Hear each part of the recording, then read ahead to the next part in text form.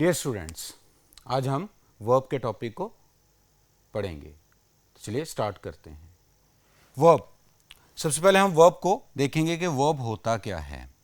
Verb एक ऐसा word होता है जो एक्सप्रेस करता है किसी एक्शन को या किसी स्टेट ऑफ बीइंग को, किसी काम को या किसी की हालत को जो डिस्क्राइब करने वाला वर्ड होता है उसको हम वर्ब कहते हैं। तो verb is a word that expresses an action और a state of being. For example, अगर हम इस एग्जाम्पल को देखें, ही टेक्स अ बुक, इसमें ये वो वर्ड है जो कि ही के एक्शन को रिप्रेजेंट कर रहा है, इसलिए टेक्स वर्ब हो गया। द मंकी जंप्स, अब इसमें मंकी के एक्शन को ये वाला वर्ड रिप्रेजेंट कर रहा है, इसलिए ये वर्ड वर्ब हो गया। तो ऐसा वर्ड जो किसी एक्शन को रिप्रेजेंट करे दैट इज कॉल्ड वर्ब। और सेकंड है कि verb that expresses state of being. अगर हम इस एग्जांपल में देखें तो यहाँ पे ये जो वर्ड आर है ये वर्ब है जो कि इन फ्लावर्स की स्टेट को डिस्क्राइब कर रहा है, जैसे कि वो ब्राइट हैं। और अगर सेकंड एग्जांपल को चेक करें, diamond is the hardest substance, तो इस एक ऐसा वर्ड है जो कि डायमंड की स्टेट को रिप्रेजेंट कर रहा है जो कि हार्डेस्ट है। तो इस तरह से हमने वर्ब को देखा कि वर्ब एक ऐसा वर्ड होता है जो एक्सप्रेस करता है किसी एक्शन को और किसी स्टेट ऑफ बीइंग को, उसको हम वर्ब कहते हैं। अब वर्ब की टाइप्स को डिस्कस करते हैं। तो वर्ब की तीन टाइप्स होती हैं, एक ट्रांजिटिव वर्ब, दूसरा इंट्रांजिटिव वर्ब, तीसरा ऑक्सिलरी या हेल्पिंग वर्ब। सबसे पहले हम ट्रांजिटिव वर्ब को देखते हैं। ट्रांजिटिव वर्ब एक ऐसा वर्ब होता है जिसके बाद ऑब्जेक्ट आता है, जिसका एक्शन सब्जेक्ट से ऑब्जेक्ट को ट्रांसफ़र होता है, उसे हम ट्रांजिटिव वर्ब कहते हैं। जैसे दे स्पीक इंग्लिश, अब यहाँ पे जो वर्ब है वो स्पीक है और ये जो एक्शन है ये दे से इस पर ट्रांसफ़र होगा, तो इसीलिए जिस वर्ब का ऑब्जेक्ट होगा, डायरेक्ट ऑब्जेक्ट होगा, उसे हम ट्रांजिटिव वर्ब कहते हैं। और जिस वर्ब का एक्शन सब्जेक्ट से ऑब्जेक्ट को ट्रांसफ़र ना हो, पास ना हो, उसे हम इनट्रांजिटिव वर्ब कहते हैं। और इसी तरह से कि दे डांस वेल, इसमें जो ये वर्ब है इसका एक्शन सिर्फ सब्जेक्ट तक का है, इसलिए ये आगे मूव नहीं कर रहा और इसका कोई ऑब्जेक्ट नहीं है, वेल एडवर्ब है, तो इसलिए इसका ये इनट्रांजिटिव वर्ब है। तो ऐसे वर्ब्स जो अपने बाद ऑब्जेक्ट लें या जिनका एक्शन सब्जेक्ट से ऑब्जेक्ट को पास हो, उसे ट्रांजिटिव वर्ब कहते हैं। और जिनका एक्शन, ऐसे वर्ब जिनका एक्शन सब्जेक्ट से ऑब्जेक्ट को ना जाए बल्कि उनका ऑब्जेक्ट ही ना हो, उसे हम इनट्रांजिटिव वर्ब कहते हैं, जो कि हमने यहाँ पे देखा। अब थर्ड होता है ऑक्सिलरी वर्ब्स। ऑक्सिलरी वर्ब्स ऐसे वर्ब्स होते हैं जो यूज़ किए जाते हैं मेन वर्ब के साथ, इसको हम हेल्पिंग वर्ब कहते हैं। ऐसे वर्ब जो वर्ब की हेल्प करते हैं, जो वर्ब की हेल्प करते हैं, used with main verb to express the main verbs tense, mood और वॉइस। कि ऐसा एक वर्ड जो हेल्प करता है मेन वर्ब की, उसके टेंस को, उसके मूड के या उसके वॉइस को एक्सप्रेस करने में, डिटरमिन करने में, उसे हम हेल्पिंग वर्ब कहते हैं। अब सबसे पहला हम रूल पढ़ते हैं जी ट्रांजिटिव और इनट्रांजिटिव वर्ब के। ट्रांजिटिव और इनट्रांजिटिव वर्ब में अभी हमने जैसे कि कहा कि ऐसे वर्ब जो अपने बाद ऑब्जेक्ट लेते हैं उन्हें ट्रांजिटिव कहते हैं और उसमें इनट्रांजिटिव कहते हैं। तो यहाँ पे हमने देखे कुछ वर्ब्स लिखे हुए हैं, जैसे टेल और फिर से, रेस, राइज, ले, लाई, सिट, सेट। अब जो ये वाला कॉलम है ये ट्रांजिटिव वर्ब्स का है और ये वाला जो कॉलम है ये इनट्रांजिटिव वर्ब्स का है। अब इसमें टेल, रेस, ले, सिट के बाद हमेशा कोई नाउन या प्रोनाउन आएगा, यानी कि कोई ऑब्जेक्ट आएगा। जैसे कि आपको सब्जेक्ट प्रीवियस लेक्चर में जैसे हमने सब्जेक्ट वर्ब अग्रीमेंट में हमने ये डिस्कस किया था कि सब्जेक्ट ऑब्जेक्ट हो या सब्जेक्ट हो, उसमें नाउन और प्रोनाउन आते हैं। तो ऑब्जेक्ट कोई नाउन और प्रोनाउन आ सकता है। इसी तरह से अगर कोई वर्ड से आता है, राइज आता है, लाई आता है, सेट आता है, तो इनके बाद नाउन या प्रोनाउन नहीं आना चाहिए, मीन के इनके बाद कोई ऑब्जेक्ट नहीं आना, क्योंकि ये इनट्रांजिटिव वर्ब है। जैसे हम यहाँ पे एग्जांपल देखते हैं, राशिद टोल्ड जमाल। अब यहाँ पे देखें ये टोल्ड, ये हमारे पास ट्रांजिटिव वर्ब है, तो इसलिए इसके बाद ऑब्जेक्ट आना चाहिए। जमाल। इसी तरह से हॉट एयर राइजेस, इसके बाद ऑब्जेक्ट नहीं है तो इंट्रांजिटिव हुआ।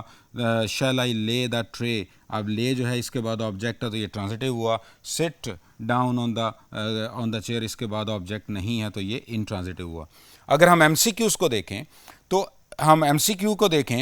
तो उसमें क्या होगा कि जहाँ पे ट्रांजिटिव वर्ब यूज़ किया जाएगा, वर्ब ट्रांजिटिव यूज़ किया जाएगा और उसके बाद ऑब्जेक्ट मिसिंग होगा, तो हमने उस ट्रांजिटिव वर्ब को इंट्रांजिटिव वर्ब में चेंज कर देना है। फॉर एग्जांपल आप यहाँ पे देखें, he told that he was tired. अब टोल्ड जो है ये ट्रांजिटिव वर्ब है, ये हमारा आंसर है, लेकिन इसके बाद ऑब्जेक्ट नहीं है, इसलिए टोल्ड रॉन्ग है। तो हमने टेल को हमने क्या करना है, इसके साथ रिप्लेस कर देना है। तो हम यहाँ पे सेड लिखेंगे, ही सेड दैट। तो इस तरह से अगर ऑब्जेक्ट मिसिंग होगा तो फिर इस कॉलम में से वर्ड यूज करेंगे, अगर ऑब्जेक्ट मौजूद होगा तो फिर हम इस कॉलम में से यूज करेंगे। तो इस तरह से हमारा ये एमसीक्यूज ट्रांजिटिव और इंट्रांजिटिव का क्लियर हो जाएगा। नेक्स्ट हम मजीद देखते हैं जी। डियर स्टूडेंट्स, यहां पे हम स्टडी करेंगे रेगुलर वर्सेस इर्रेगुलर वर्ब्स को। तो सबसे पहले हम देखते हैं रेगुलर वर्ब्स और इर्रेगुलर वर्ब्स होते क्या हैं। इर्रेगुलर वर्ब्स और रेगुलर वर्ब्स में ये होता है कि जब इर्रेगुलर वर्ब्स ऐसे वर्ब्स को कहती हैं जिनकी सेकंड और थर्ड फॉर्म डी और ईडी वाले पैटर्न से नहीं बनती, बल्कि उनके अपने वर्ड्स को चेंज करके सेकंड और थर्ड फॉर्म बनाते हैं। और अगर कोई वर्ब अपनी सेकंड और थर्ड फॉर्म डी और ईडी वाले पैटर्न से बनाएगा तो उसको हम रेगुलर वर्ब या वीक वर्ब कहेंगे। इर्रेगुलर वर्ब्स को स्ट्रॉन्ग वर्ब्स भी कहते हैं और रेगुलर वर्ब्स को वीक वर्ब्स भी कहते हैं। फॉर एग्जांपल ये एक है वर्क, इसकी सेकंड फॉर्म हमने ईडी लगा के, थर्ड फॉर्म ईडी लगा के बनाई, तो इसका मतलब है कि ये एक रेगुलर वर्ब हुआ। और गो, वेंट, गॉन तीनों वर्ड चेंज हो रहे हैं तो ये इर्रेगुलर वर्ब है। अगर डी और ईडी लगने से सेकंड और थर्ड फॉर्म बन जाए वो रेगुलर वर्ब है, और अगर डिफरेंट मेथड से, डिफरेंट वर्ड से बने तो फिर वो इर्रेगुलर वर्ड्स होते हैं। इर्रेगुलर वर्ब्स की 3 टाइप्स होती हैं। पहली टाइप में तीनों फॉर्म सेम होती हैं, दूसरी टाइप में 3 में से 2 फॉर्म सेम होती हैं, और तीसरी फॉर्म में तीनों डिफरेंट होती हैं। फॉर एग्जाम्पल अगर पहली तीनों फॉर्म्स में देखें, पुट और पुट, जिसमें तीनों फॉर्म सेम हो गई। फिर दूसरी फॉर्म में क्या होता है कि सेकंड और थर्ड फॉर्म सेम होती है, और तीसरी ऐसे होती है जिसमें तीनों डिफरेंट है, जैसे गो, वेंट, गॉन। तो इस तरह से इर्रेगुलर वर्ब्स की 3 टाइप्स भी होती हैं। एक वो जिसमें तीनों सेम फॉर्म्स होंगी, एक वो जिसमें जो 3 में से 2 सेम होंगी, और तीसरी में तीनों डिफरेंट होंगी। अगर इसके एमसीक्यू को देखें तो यहाँ पे legal advice should be seeked before you take any further action. तो यहाँ पे हमारा आंसर सी जो है वो गलत है, क्योंकि सीक्ड नहीं होना चाहिए बल्कि सीक, सॉट होना चाहिए। तो इसमें क्या होगा कि कंफ्यूज किया जाएगा रेगुलर वर्ब, इर्रेगुलर वर्ब को रेगुलर वर्ब से। जहां पे इर्रेगुलर यूज होना है वहां पे उसको रेगुलर मेथड से उसकी फॉर्म बना के मिस्टेक प्रोवाइड की जा सकती है। इस तरह से अगर हम देखें तो यहाँ पे सीक की जगह पे यहाँ पे सॉट आना चाहिए था, तो ये हमारा आंसर बी हो गया। तो ये जो पॉइंट था, this is irregular versus regular verbs. Next हम चलते हैं जी जेरेंड इन्फिनेटिव और बेयर इन्फिनेटिव पे। अब हम पढ़ेंगे कि किन किन वर्ब्स के बाद जेरेंड यूज होना है, किन किन वर्ब्स के बाद इन्फिनेटिव यूज होना है, और किन किन वर्ब्स एक्सप्रेशंस के बाद बेयर इन्फिनेटिव यूज होना है। तो सबसे पहले हम देखते हैं जी कि कुछ वर्ब्स ऐसे होते हैं जिनके बाद जेरेंड आता है, कुछ के बाद इन्फिनेटिव आता है, कुछ के बाद बेयर इन्फिनेटिव आता है। तो first of all will study कि कौन कौन से वर्ब्स हैं जिनके बाद जेरेंड आएगा। डी हम इसको देखते हैं कि सबसे पहले देखें कुछ आफ्टर सम वर्ब्स, कुछ ऐसे वर्ब्स होते हैं जिनके बाद जेरेंड आता है। फोर वर्ब्स कौन कौन से हैं? एडमिट है, अवॉइड है, कंसीडर है, डिनाई है, एंजॉय है और फिनिश है। इनके बाद जेरेंड यूज करेंगे। फिर कुछ एक्सप्रेशंस हैं जिनके बाद जेरेंड यूज करेंगे, जैसे look forward to, be use to, get use to, can't help, would, mind, be fond of, feel like. इनके बाद भी जेरेंड आएगा। और प्रेपोजिशन, कुछ ऐसी प्रेपोजिशंस होती हैं जैसे interested in, instead of, before, after और गुड एट। इनके बाद हम जेरेंड यूज़ करेंगे, मीन के इनके बाद हम वर्ब की first form plus ING use करेंगे, जिसको हम जेरेंड कह रहे हैं। तो जेरेंड क्या होता है जी कि वर्ब की फर्स्ट फॉर्म प्लस ING जब नाउन के तौर पे यूज़ हो तो उसे हम जेरेंड कहते हैं। और कुछ वर्ब्स ऐसे होते हैं जिनके बाद जेरेंड, जैसे admit, avoid, consider, deny, enjoy और फिनिश, इसके बाद जेरेंड यूज़ होगा। Look forward to, be use to, get use to, can't help, would mind, be found of, feel like के बाद जेरेंड यूज़ होगा। और फिर जब प्रपोजिशन के बाद चूंकि नाउन आता है तो उसलिए वहाँ पे first form plus ING use करेंगे। अगर हम इस MCQ को देखें तो दे एंजॉयड, ये हमारा अल्फ़ा, बीटा, चार्ली, डेल्टा। अब एंजॉयड आ चुका है तो इसके बाद चूंकि जेरेंड यूज़ होना है इसलिए यहाँ पे इन्फिनेटिव यूज़ किया गया, जो कि गलत है। तो यहाँ पे मीट की बजाय मीटिंग आना चाहिए था। They enjoy meeting people. तो इस तरह से हमने यहाँ पे देखा कि कब कब हमने वर्ब के बाद जेरेंड का यूज़ करना है जी। अब हम मज़ीद आगे चलते हैं जी। डियर स्टूडेंट्स, अब हम पढ़ते हैं कि वर्ब्स, किन किन वर्ब्स के बाद इन्फिनेटिव यूज़ होना है। तो सबसे पहले हम देखेंगे कि आफ्टर सम एडवर्ब्स और एडजेक्टिव्स, जैसे ग्लैड है, प्लीज्ड है, इनफ है, टू है, इनके बाद इन्फिनेटिव यूज़ किया जाता है। आफ्टर सर्टन वर्ब्स जैसे agree, appear, choose, learn and so on, तो उसके बाद वर्ब इन्फिनेटिव यूज़ किया जाता है। फिर ऐसे तमाम वर्ब जो किसी फ्यूचर इवेंट को रिप्रेजेंट करें, जैसे वांट है, होप है, डिसाइड है, प्रॉमिस है या प्लान है, इसके बाद भी इन्फिनेटिव यूज़ किया जाता है। तो इसलिए देखें, want, I want to join army, मैंने की नहीं लेकिन करूँगा, तो ये रेफर टू फ्यूचर इवेंट है। तो बेसिकली इन्फिनेटिव और जेरेंड का यूज़ करने का बेसिक ट्रिक ये है कि अगर कोई वर्ब जो कि रेफ़र करे किसी फ्यूचर इवेंट को तो उसके बाद आप इन्फिनेटिव यूज़ करेंगे, और ऑलरेडी किसी इवेंट के बारे में कोई बात की जा रही हो तो हम जेरेंड यूज़ करेंगे। तो यहाँ पे आप देखें कि एडवर्ब्स के बाद, एडजेक्टिव्स के बाद, वर्ब्स के बाद और ऐसे तमाम वर्ब जो फ्यूचर इवेंट को रिप्रेजेंट करें या रेफर करें उसके बाद हम यूज़ करेंगे। जैसे यहाँ पे एग्जांपल देखते हैं, I want A, B, C और D। I want going to college. अब वॉन्ट में फ्यूचर इवेंट की तरफ रेफर किया गया, इसलिए यहाँ पे गोइंग नहीं आना चाहिए, टू गो आना चाहिए।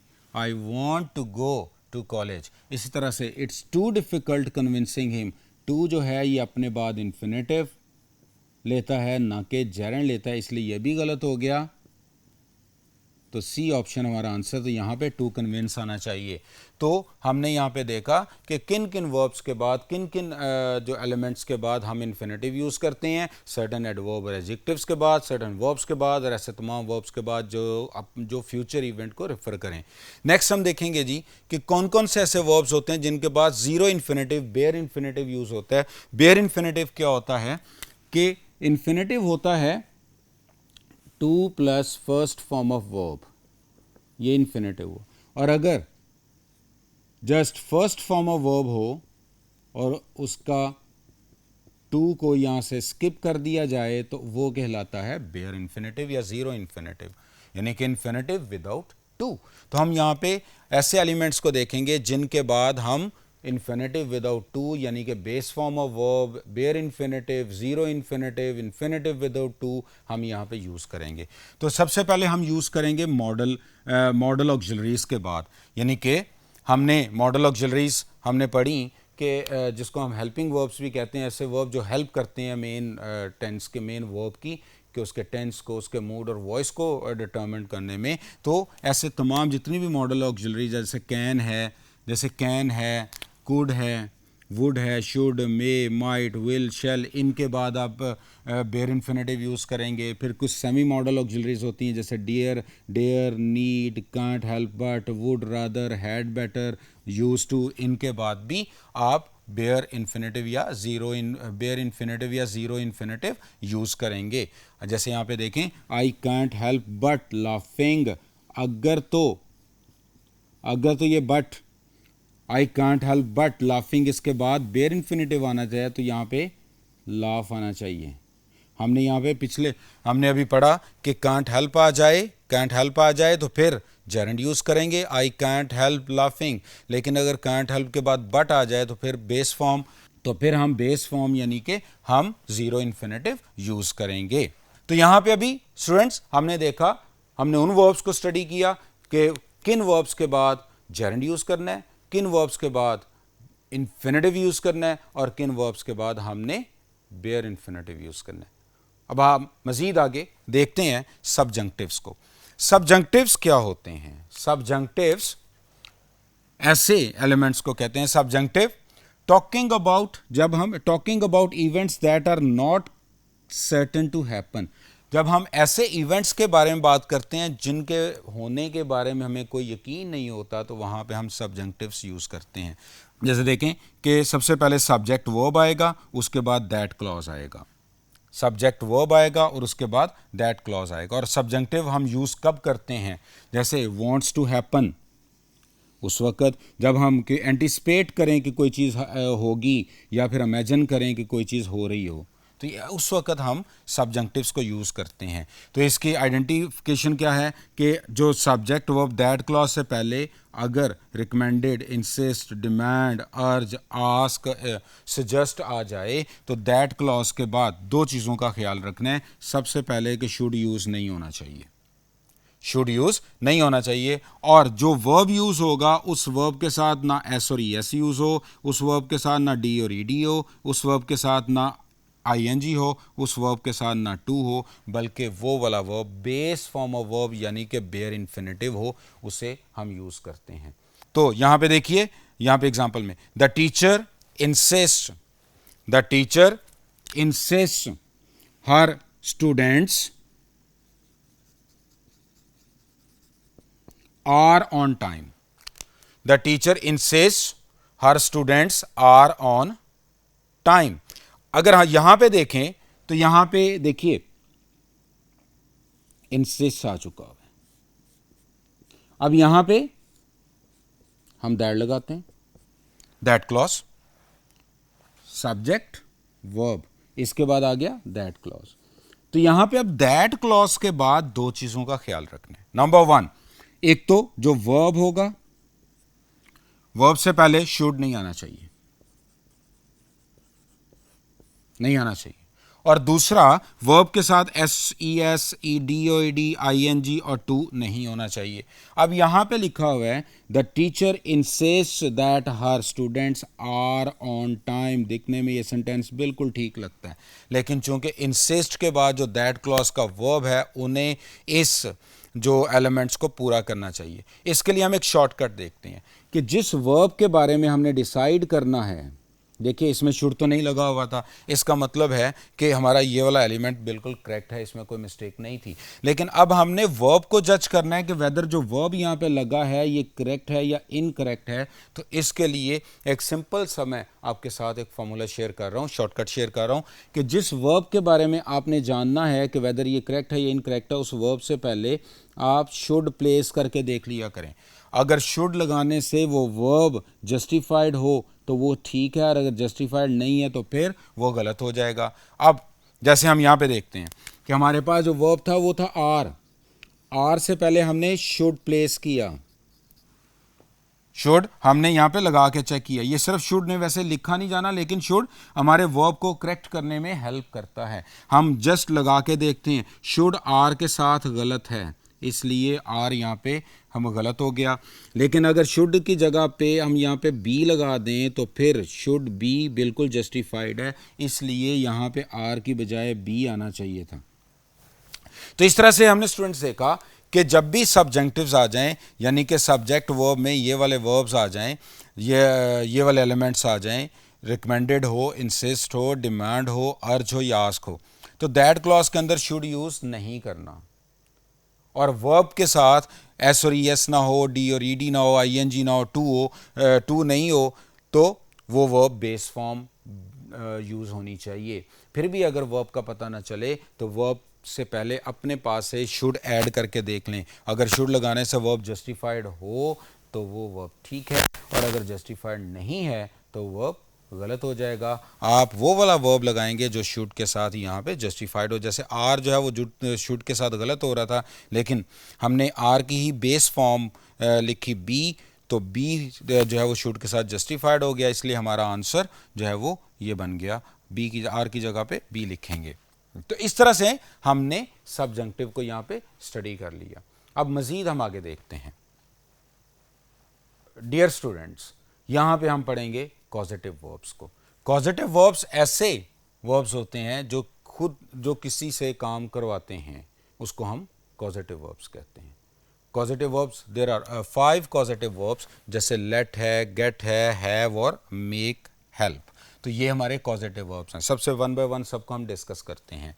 लेट उस वक्त यूज़ करते हैं जब परमिट समवन टू हैपन, जब हम किसी को इजाज़त देते हैं कोई काम करने की, तो इसलिए लेट कब यूज़ किया जाता है। और लेट के बाद हमेशा ज़ीरो इन्फिनेटिव यानी कि बेयर इन्फिनेटिव यूज़ किया जाता है। They don't let us to eat, यहाँ पे ये गलत हो गया क्योंकि यहाँ पे बेयर इन्फिनेटिव नहीं फुल इन्फिनेटिव लगा हुआ था। They don't let us eat, they don't let us eat. तो इस तरह से हमने फर्स्ट कॉजेटिव को देखा। नेक्स्ट हमारे पास आता है गेट। गेट में हम किसी को कन्विंस करके कोई काम करवाते हैं। Convince someone to do something, हम उसको कन्विंस करते हैं कि ये काम करो, कि हम कन्विंस करेंगे, काम उससे करवाएंगे, तो ये गेट के थ्रू होगा। अब देखिए इसका फॉर्मूला ये है कि गेट के बाद अगर पर्सन आ जाए तो आगे टू प्लस फर्स्ट फॉर्म आती है, और गेट के बाद थिंग आ जाए तो आगे थर्ड फॉर्म आती है। जैसे I got the leaked room fixed. अब यहाँ पे देखें ये थिंग है, गेट के बाद थिंग है, तो थिंग आ जाए तो फिर आगे थर्ड फॉर्म ऑफ वर्ब आती है। लेकिन अगर गेट के बाद पर्सन आ जाए तो फिर आगे टू प्लस फर्स्ट फॉर्म आता है। तो ये हमारे पास फॉर्मूला होगा गेट और उसके बाद पर्सन हो तो टू प्लस फर्स्ट फॉर्म, और गेट के बाद थिंग हो तो आगे थर्ड फॉर्म आएगी। नेक्स्ट हम हैव को देखते हैं। हैव में क्या होता है जी कि गिव समवन द रिस्पॉन्सिबिलिटी, किसी को देकर कोई काम करवाया जाता है। गेट में हम कन्विंस करते हैं, जबकि हैव में हम उसको रिस्पॉन्सिबिलिटी देकर उससे काम करवाते हैं। तो अब हम हैव यूज़ करते हैं। हैव के बाद अगर पर्सन हो तो first form of verb, have के बाद पर्सन हो तो first form of verb, have के बाद थिंग हो तो थर्ड फॉर्म ऑफ वर्ब। इसी तरह से देखें I had my house painted, अब हैड था, इसके बाद हाउस थिंग है, तो इसका मतलब है आगे जो है वो थर्ड फॉर्म यूज़ होनी है। तो जब भी आप हैव को यूज़ करेंगे एज अ पॉजिटिव, वो आपने ये देखना है कि इसके बाद पर्सन आए तो आगे फर्स्ट फॉर्म लगाइएगा आगे, और अगर इसके बाद थिंग आती है तो आगे थर्ड फॉर्म यूज़ करेंगे। नेक्स्ट हम चलते हैं जी मेक पे। मेक में क्या होता है, किसी को फोर्स और require to someone for an action, के एक्शन करवाने के लिए वो फोर्स और रिक्वायर्ड, किसी से रिक्वायर किया जाता है, किसी को बाय फोर्स कोई काम करवाया जाता है, उसका उस टाइम हम मेक यूज़ करते हैं। मेक के बाद अगर पर्सन आएगा तो आगे base form of verb use की जाएगी, और मेक के बाद अगर पर्सन नहीं आएगा, नाउन नहीं आएगा, पर्सन नहीं आएगा, तो आगे टू प्लस फर्स्ट फॉर्म यानी फुल इन्फिनेटिव यूज़ किया जाएगा। जहाँ पे एग्जाम्पल देखिएगा, I was made stand in the sun, I was made stand in the sun. अब यहाँ पे देखें मेड के बाद डायरेक्ट वर्ब है, पर्सन नहीं है, तो इसीलिए अब अगर पर्सन नहीं है, डायरेक्ट वर्ब है, तो फिर यहाँ पे टू प्लस फर्स्ट फॉर्म आना चाहिए था, I was made to stand in the class. तो अगर मेक के बाद पर्सन हो तो base form without to infinitive लगाना है, और अगर मेक के बाद पर्सन नहीं है तो फुल इन्फिनेटिव यानी कि to plus first form of the वो प्लेस करना है। नेक्स्ट हो उसके बाद आ गया जी हेल्प। हेल्प में यूज़ करते हैं उस वक्त जब हम assist someone in doing something, जब हम किसी काम करने में हेल्प करते हैं, assist someone in doing someone, तो उस टाइम हेल्प करते हैं। हेल्प के बाद आप फुल इन्फिनेटिव भी यूज़ कर सकते हैं, हेल्प के बाद आप बेयर इन्फिनेटिव भी यूज़ कर सकते हैं, लेकिन हेल्प के बाद जेरेंड यूज़ नहीं होता। तो please help him to go, please help him go, please help him to go, दोनों ठीक हो सकते हैं, लेकिन प्लीज़ हेल्प हिम गोइंग जो है वो रॉन्ग हो जाएगा। तो इस तरह से हमने यहाँ पे कॉजेटिव्स को देखा कि कॉजेटिव में 5 कॉजेटिव्स होते हैं। लेट के बाद ज़ीरो इन्फिनेटिव यूज़ होता है, गेट के बाद अगर पर्सन आ जाए तो टू प्लस फर्स्ट फॉर्म होगी, और अगर थिंग हो तो थर्ड फॉर्म ऑफ वर्ब होगी। इसी तरह से हैव के बाद अगर पर्सन आ जाए तो फर्स्ट फॉर्म है, और हैव के बाद थिंग आ जाए तो थर्ड फॉर्म है। मेक के बाद अगर पर्सन आ जाए तो फर्स्ट बेस फॉर्म लगानी है यानी कि ज़ीरो इन्फिनेटिव लगाना है, और मेक के बाद अगर पर्सन नहीं है तो फिर फुल इन्फिनेटिव लगाना है। अगर हेल्प के बाद हेल्प के बाद चाहे आप इन्फिनेटिव लगा लें या बेयर इन्फिनेटिव लगा लें, दोनों करेक्ट हैं। इस तरह से हमने यहाँ पे कॉजेटिव को डिस्कस किया। अब हम मज़ीद आगे देखते हैं जी वर्ब फॉर्म्स को। यहाँ पे हम कुछ टेंस को डिस्कस करेंगे और उसके एक शॉर्ट चार्ट को डिस्कस करेंगे जिसके थ्रू हम उसके हेल्पिंग वर्ब और वर्ब्स को डिफाइन करते हैं। देखिए, सबसे पहले हम एस्पेक्ट्स को देखते हैं कि इसके 4 एस्पेक्ट्स होते हैं, इंडेफिनेट, कॉन्टिन्यूस, परफेक्ट और परफेक्ट कंटिन्यूस। और हमारे पास प्रेजेंट, पास्ट और फ्यूचर है। अब यहाँ पे देखें, इंडेफिनेट में ऑलवेज फर्स्ट फॉर्म यूज़ की जाती है। कंटिन्यूस जहाँ पे भी आएगा, चाहे वो सिंपल कंटिन्यूस हो चाहे वो परफेक्ट कंटिन्यूस हो, तो वहाँ पे हम आईएनजी फॉर्म यानी कि प्रेजेंट पार्टिसिपल यूज़ करेंगे। और जहाँ पे परफेक्ट हो वहाँ पे हम थर्ड फॉर्म ऑफ वर्ब यानी कि परफेक्ट पार्टिसिपल यूज़ करेंगे। प्रेजेंट इंडेफिनेट में हम हेल्पिंग वर्ब डू और डज यूज़ करते हैं, साथ में first form of verb use करते हैं। और अगर थर्ड पर्सन सिंगुलर आ जाए तो फर्स्ट फॉर्म के साथ एस और ई एस का इजाफा करते हैं। इसी तरह से प्रेजेंट कंटिन्यूस में आईएनजी फर्स्ट फॉर्म आईएनजी के साथ हम इज, आर और एम के हेल्पिंग वर्ब यूज़ करते हैं। Present continuous is, are, am plus first form plus ING. Present perfect में हम हैज़ और हैव के साथ थर्ड फॉर्म यूज़ करते हैं।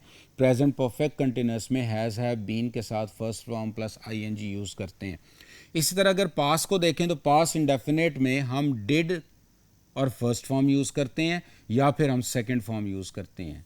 सिंपल सेंटेंस होगा तो सेकंड फॉर्म, अगर नेगेटिव और इंट्रोगेटिव होगा तो हम डिड के साथ फर्स्ट फॉर्म यूज़ करेंगे।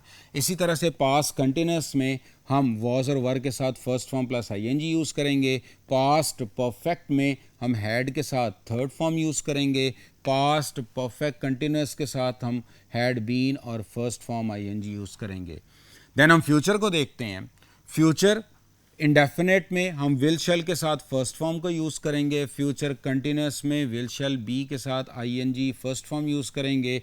फ्यूचर परफेक्ट में विल शैल हैव के साथ थर्ड फॉर्म यूज़ करेंगे। और फ्यूचर परफेक्ट कंटिन्यूस में विल शैल हैव बीन के साथ first form plus ING use करेंगे। तो ये हमने एक शॉर्ट चार्ट देखा जिसमें हमने प्रेजेंट, पास्ट और फ्यूचर के टेंस को उनके ऑल एस्पेक्ट्स के साथ देखा कि उनमें कौन कौन सी फॉर्म यूज़ होती हैं और कौन कौन से हेल्पिंग वर्ब यूज़ होते हैं। नेक्स्ट हम चलते हैं जी इन्वर्जन पे। इन्वर्जन कहते हैं reversal of normal word order in a sentence. कि एक सेंटेंस के अंदर सम टाइम एम्फेसिस के लिए हम वर्ड ऑर्डर को चेंज करते हैं, वर्ब को या हेल्पिंग वर्ब को सब्जेक्ट से पहले प्लेस करते हैं, जिससे उस वर्ड में स्ट्रेस एलिमेंट जो इन्हांस कर जाता है। तो हमने दो तरह के इन्वर्जन्स होती हैं, सब्जेक्ट और वर्ब की इन्वर्जन होती है कि वर्ब सब्जेक्ट से पहले लिखा जाता है, या फिर सब्जेक्ट और हेल्पिंग वर्ब की इन्वर्जन होती है यानी कि हेल्पिंग वर्ब सब्जेक्ट से पहले लिखा जाता है। तो अगर हम ये देखें कि हमारा सेंटेंस अगर नेगेटिव एक जो एडवर्बियल एक्सप्रेशन से स्टार्ट हो, लाइक हार्डली, यानी कि हमारा अगर सेंटेंस नेगेटिव एक्सप्रेशन से स्टार्ट हो यानी कि hardly, scarcely, seldom, never, no sooner, not only, here, there, rarely, under no circumstances, in no way, अगर इनसे स्टार्ट हो तो हमने क्या करना होता है, हमने इन्वर्जन करनी होती है। यानी कि जो हमारे पास होता है सेंटेंस ऑर्डर वो होता है सब्जेक्ट, वर्ब और हेल्पिंग वर्ब और ऑब्जेक्ट। लेकिन जब हम इन्वर्जन करते हैं तो इन्वर्जन में जो नॉर्मल वर्ड ऑर्डर है उसको रिवर्स किया जाता है, यानी कि हम वर्ब और हेल्पिंग वर्ब को सब्जेक्ट से पहले प्लेस कर देते हैं और देन ऑब्जेक्ट लिखते हैं। तो इस तरह से ही होती है। जैसे कि आप इस एग्जांपल में देखिए, अंडर नो सर्कमस्टेंसेस, हमारे नेगेटिव एक्सप्रेशन से सेंटेंस स्टार्ट हो रहा है, तो हमने देखना है कि जो वर्ब है या हेल्पिंग वर्ब है क्या वो सब्जेक्ट के बाद लगा हुआ है या पहले लगा हुआ है। तो अगर हम यहाँ पे देखें तो हमारे पास जो मॉडल ऑक्सिलरी थी वो कैन थी, कैन। अब कैन, वी कैन, और ये सब्जेक्ट था और ये मॉडल है। तो अब हमने देखा कि सब्जेक्ट के बाद मॉडल है, ये तो नॉर्मल ऑर्डर है, जबकि अंडर नो सर्कमस्टेंसेस के आने से हमें रिवर्स ऑर्डर लगाना है यानी इन्वर्जन करनी है। तो इसलिए ये होना चाहिए था कैन वी।